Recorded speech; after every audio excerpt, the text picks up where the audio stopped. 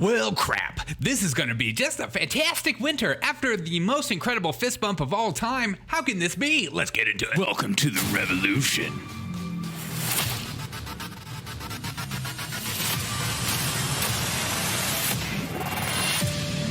What's up, everyone? Welcome to the Derek O'Shea Show. Thank you guys for taking time out of your day. Thank you for hanging out with me. It means so much to me that you do share this on all social media platforms. The only way it grows through people like ya. So I hope you're having a great Wednesday, by the way, as I do some ASMR. Anyways, OPEC.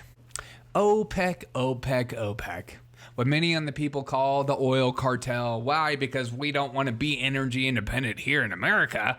Gross. We want you to do it for us. And then when you jack up the prices because, I don't know, you're cornering the market, then we can blame you.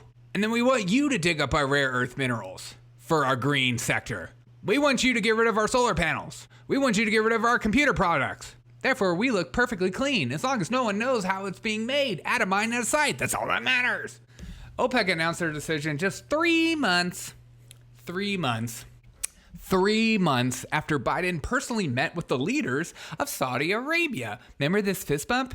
Apparently that fist bump sucked because he went there to encourage them to boost production. But what has transpired during this time? We continue to pay for the war in Ukraine, essentially. Blowing up Nord Stream. Did we do it? Did Russia do it? I don't know. Who cares? Don't ask questions. Just assume it was the bad guy because that's what we're about. Just assume, don't dig into the things. We're not sure. Make it go away. The coincidence of one pipeline opening and the other one closing or being shut down or squandered is just a coincidence. So shut your mouth. OPEC. This is coming from AP News. I've been looking up different sources. Are you ready for a winter of extremely high and exorbitant gas prices? The Biden administration, apparently due to this news, is going to release another 10 million barrels of our strategic oil preserve, which is meant to be strategically built during wartime scenarios. And we're not in wartime scenario. We're just paying for a war right now. So it's different. The energy ministers cut production by a larger than expected 2 million barrels per day in November. You would think people in the green energy sector would be clapping this. Finally. All those broke people that can't afford electric vehicles, well, screw them in the long run anyways, am I right? Only us rich, white, suburban, Democratic voters can afford a Tesla. And those of you that can't, the working class, losers. Don't worry, there'll be some used ones that you can pick up eventually. Just gotta buy new batteries. The group said, and I quote, that this decision was based on the uncertainty that surrounds the global economic and oil market outlooks. Saudi Energy Minister Al-Badaz bin Salman stressed that the group's started role as a guardian of stable energy markets. He said, "We are here to stay as a moderating force to bring about stability." But why wouldn't you do it? Seriously, why wouldn't you? If someone doesn't want to do it, if you don't want to do a job and there's a person that out there in the world that's willing to do the job, do you think you get to dictate what they charge you for it? No. But again, per usual, like everything in politics, it's better to, instead of actually fix this situation and make it better for you and me, now is the time to pile on the blame. As this administration is saying, oh great, OPEC I guess is aligning with Russia. I guess they're racist, transphobe, homophobes. Does that rhetoric even work on you anymore? Are you at the point now when you hear that stuff and you're just like, I don't believe anything you're saying. You use Russia for everything. When the gas prices are going up, it's Russia's fault. When the gas prices are going down, it's Biden's fault. Hey, don't ask questions. It's nuanced. But in the end, this podcast isn't just about picking fights with the other side. This is about what the effects are going to be for you and me. Because at the end of the day, who has to deal with it? It's you and me. It's you and me that has to deal with it. It's you and me that get the shaft, per se, in the end. Our energy prices are going to go through the roof. We can't continue to release our strategic oil preserves. If you've seen the graph of how Donald Trump built up the oil preserves and how much we've used since Biden's been in office is unreal. Last time I checked, we were at the same petroleum reserve levels as we were in the 80s. Hashtag Jimmy Carter. This election is very serious coming up for a lot of reasons. But for one of the biggest reasons is that you and I will soon won't be able to afford much. But that seems like the way of what's going on in the world anyways. You're going to own nothing and you're going to be happy about it. Well, it seems like that's what they're going for right now. They're not making it cheaper for you and me. They're making it more expensive. And why they're not talking about it very much, instead of just pointing the blame and all that stuff, is because they're not affected. This is what happens when the majority of the corporate media and politicians aren't like you and me. They don't know what it's like to look at the gas prices and wonder, am I making enough money at my work to even afford to drive to work right now? Anybody that tells you to just shut up and buy electric doesn't know what it's like being poor. Anybody that makes fun of you for saying the inflation has been really tough on you and your family is very rich. They are not your friend.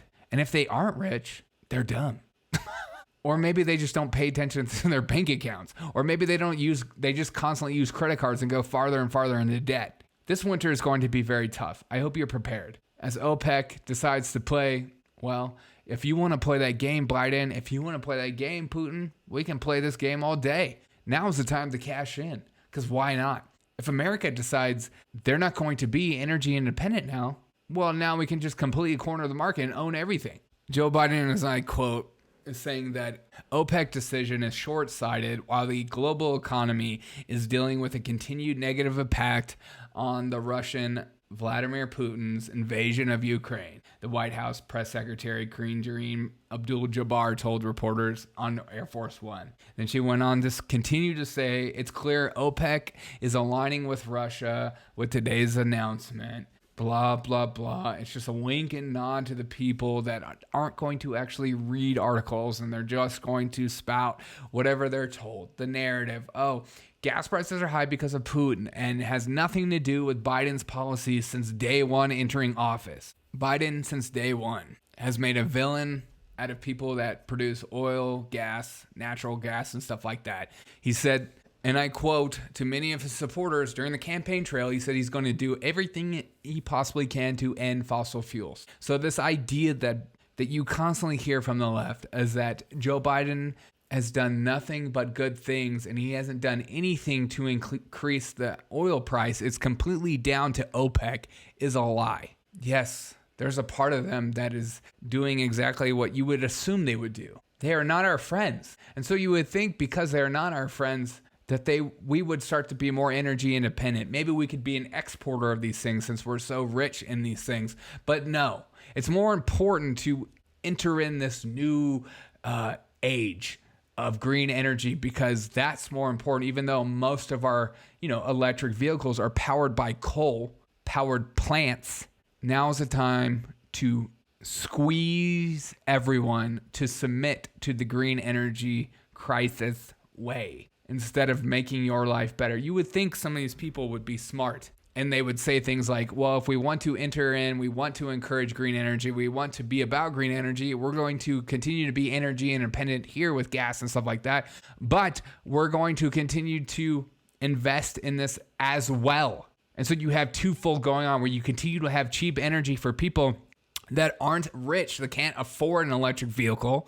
And then you're going to have the people that can afford it, they'll slowly move to it because the cars are just better. If I could afford a Tesla right now, I would buy a Tesla, period. They're great cars, but I can't. And majority of Americans can't. And also, you can't force people to buy stuff. You just got to make things better to the point where they go, well, you know what? There's no reason for me to keep this old car when I can just have this because it's more efficient. It's better anyways in the long run. And I can afford it at this moment.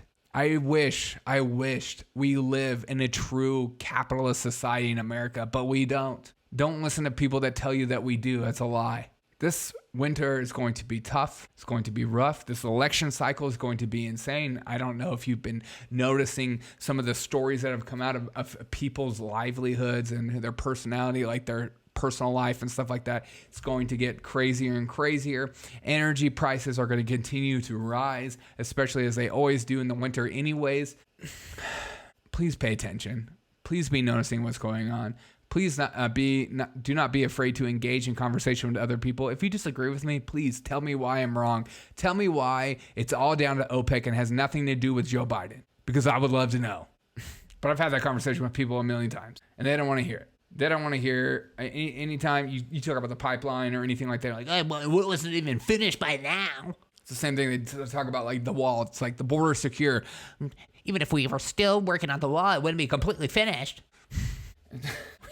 We're just such a silly society, aren't we? We're just so dumb. We're so entrenched in our tribe that we can't help but like see what's more effective. Are you really telling me that the world is going to be run on solar panel? Absolutely not. Not with this many people. No way. Can you imagine? Could you imagine if every single person owned an electric vehicle and they all plugged it in at night, and you're telling me that it's the power, the solar panel is going to be able to take it on and the wind is going to be able to take it on? It's amazing that these climate change green activists, they pretend like nuclear power is an option. Again, if they were to actually say that nuclear power is an option, then I would have a discussion about green energy all day, because then it would be cheaper than gas and oil. How dare you say that? It's dangerous. There's trade-offs for everything. And right now, this administration and people on the left are willing to squeeze and make you poorer in order for the green energy to be the way of the future. So be excited about being poor. Be excited about not being able to afford anything. But don't worry, the government will take care of it for you. And if you think that the government isn't efficient, I don't know. Oh, it's because you're smart. Okay, have a great day. Bye.